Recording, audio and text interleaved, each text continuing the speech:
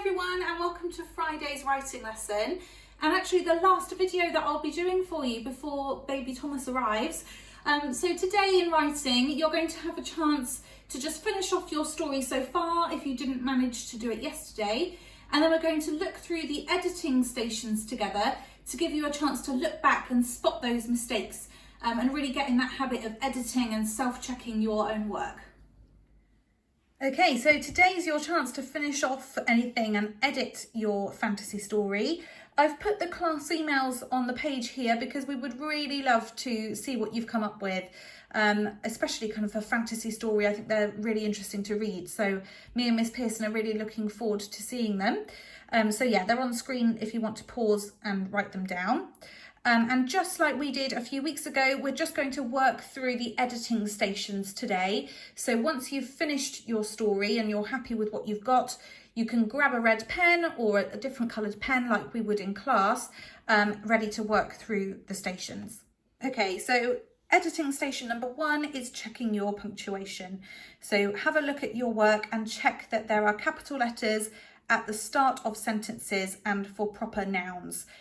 So if you thought back to my example, my character was called Millie, so she would need a capital letter for her name. Check that you've got full stops at the end of sentences, and question marks and exclamation marks if you need them. You might have used commas to separate things in a list, or to show clauses. So if you've used, I don't know, a subordinate clause or an embedded clause, you need to make sure that you've put those commas correctly in that sentence. And some of you might have used brackets to add extra information.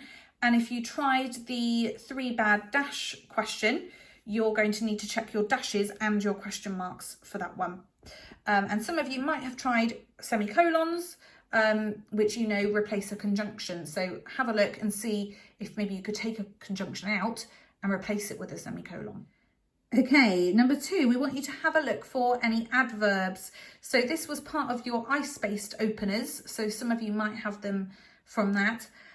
So just have a look if you've included any kind of ly words. So if they're running, how are they running? Are they running quickly or hurriedly was the example yesterday.